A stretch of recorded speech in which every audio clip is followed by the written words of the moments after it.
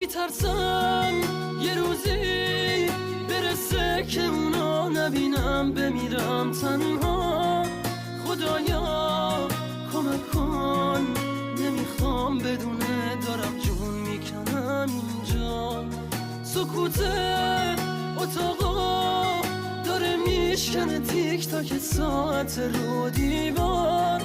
دوباره نمیخواد بشه باور من که دیگه